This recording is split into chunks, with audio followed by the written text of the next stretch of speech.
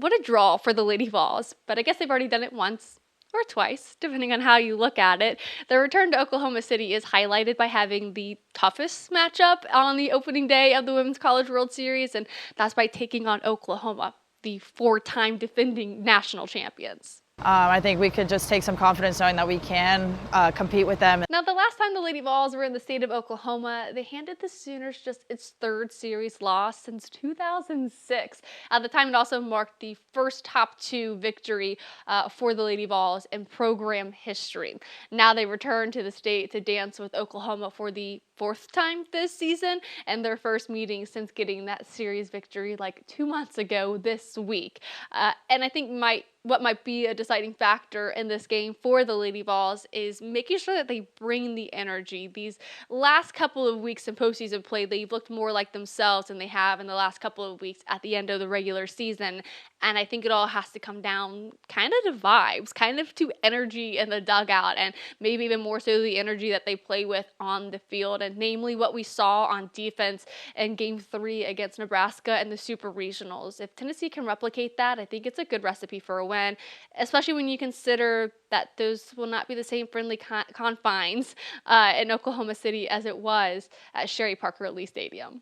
Bringing that fire, that competitiveness can help us big, and just a bigger environment. It's a bigger stage. You got more Oklahoma fans probably than Tennessee fans, but either way, it's just really awesome knowing that you got 25 people next to you rooting for you and cheering you on. The defense that we saw in Game 3 against Nebraska is what Tennessee needs to capture and recapture again during their time in Oklahoma City in the Women's College World Series, because they will face other teams that have resemblance to Nebraska, have resemblance to Ohio State, and of course Oklahoma, who they faced earlier this season back in March. And if they're able to have a defense that stifled the opponents that they faced in the first couple of rounds of the NCAA tournament back here in the Women's College World Series, that'll be huge for what they're able to do and how much success they'll be able to find, because it's that type of defense that almost kind of has been like evading them towards the end of the regular season. But when you look to this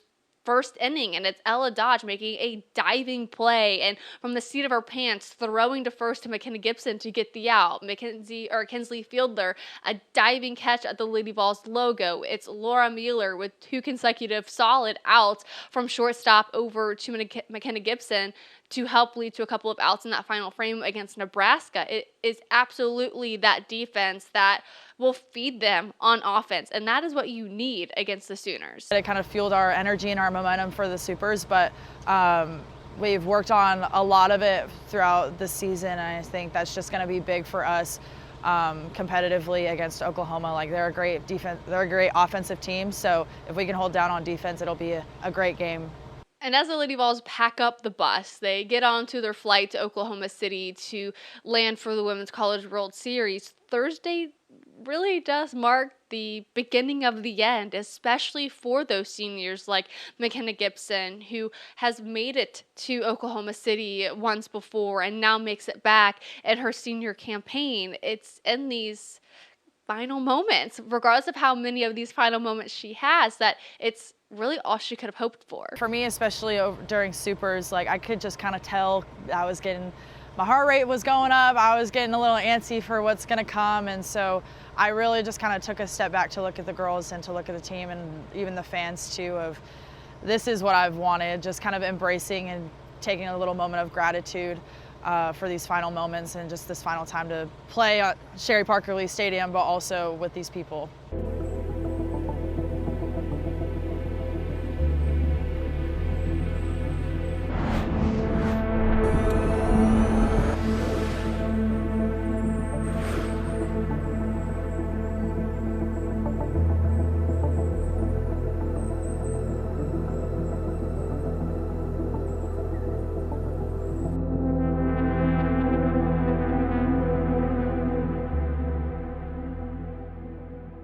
And I loved this. So, cherishing the last few moments is something that head coach Karen Weekly certainly has been doing, oh, I don't know, all the way back to the senior week against the Texas A&M Aggies, the final SEC series at home, where that sentiment and really making sure that she's intentional in her interactions with her players really took a forefront. And I remember she was talking about McKenna Gibson and just walking by our office saying, like, hey, hi, coach. And it just kind of, in a way, caught Karen Weekly by surprise how emotional she was already, starting to feel. It's like Boo walked in today and, she's like, hey, and I said, hi. And she stopped. She goes, what? You're looking at me weird. And I said, because I'm realizing this is the last week of regular season practice I'll ever get to experience with you.